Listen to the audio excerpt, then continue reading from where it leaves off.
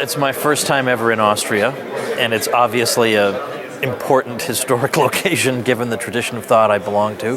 So it's been tremendous to meet so many people, to explore, to see so many beautiful sights, and in particular, to see that the room is packed full of people. This would have been unthinkable a generation ago, and now we have people from all over the world who come to listen to technical paper presentations for 2 days. Well, I think we're doing better than we expected to. It's a great honor, of course. At the same time, at the age of 47, when they say this is a Lifetime Achievement Award, it makes you wonder, do they know something that I don't about my health? But indeed, yes, of course. I've done some original work, but I've done a lot of popularizing of other people's work. So in a way, I'm sort of like the Voltaire of this movement, in that I take the technical stuff and explain it for the general public, which is a big piece of the puzzle, because we're not doing very well among the intellectuals, but even if we were, that's not the full answer. The general public has to be on board.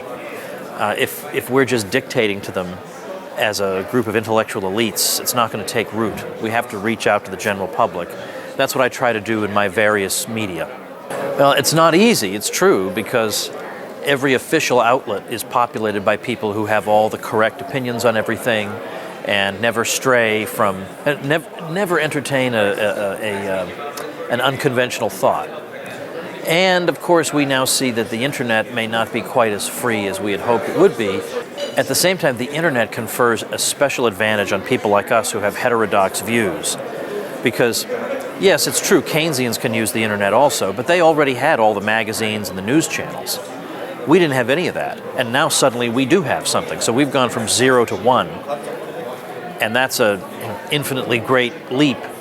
So we now have alternative channels to reach people through, and that's how so many people have found out about this, basically through the internet.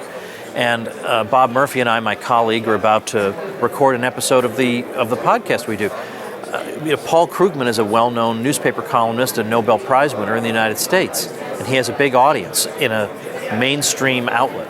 Bob and I are not mainstream, but we're correct, and we have an outlet of our own, namely our podcast. So yes, it's true we're not at the level they are, but we are in a position that we would all have killed to be in 30 years ago. Well, it's important for us to get to know each other. A lot of times we don't know we have a colleague maybe in the same university. We get to know each other, we can build things together. But also events like this show us that this tradition is not something that deals with 19th century issues, even if it was born in the 19th century. That we can make important contributions to current issues of great importance. We can make contributions in areas that the founders of the school never could have dreamed, like having to do with Bitcoin, for example, or questions like derivatives in the wake of the financial crisis. What is the Austrian view of derivatives? In other words, we can continue to push the boundaries of the school. We have a lot of fresh research to do, and an event like this showcases that.